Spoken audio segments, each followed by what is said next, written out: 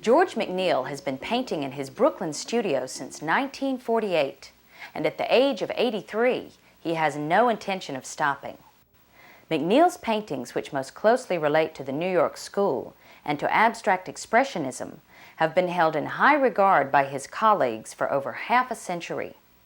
But it was the energy generated by the Neo-Expressionist movement in the early 1980s that focused renewed attention on McNeil's personal, exuberant paintings and gave him a new prominence. On this program, we will visit the Hirschl Adler Gallery on Madison Avenue in New York City to see McNeil's latest show. We'll visit his studio in Brooklyn, where McNeil will demonstrate one of his painting methods. And Art New York will talk at length with McNeil about his creative process and the evolution of his art.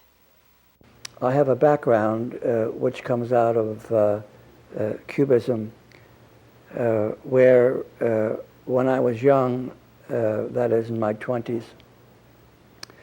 I was mostly influenced by Cubism, but at the same time I worked in an expressionist style.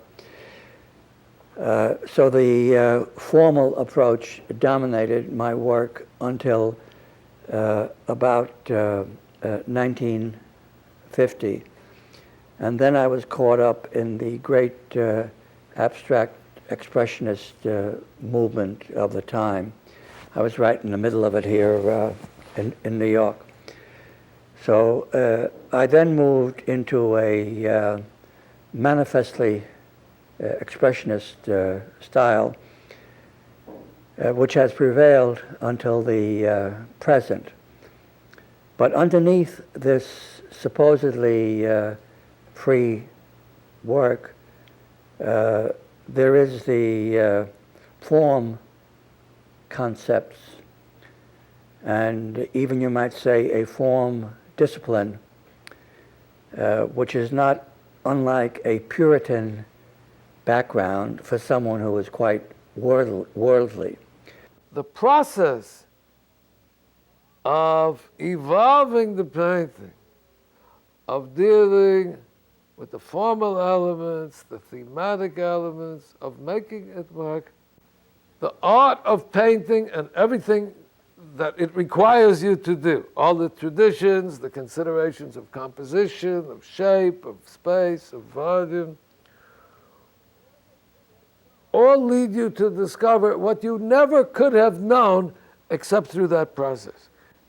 Making the composition work was not patting it into shape as some nice presentation, but finding out how all the impulses successively could come together. And that's how George is connected to abstract expressionism.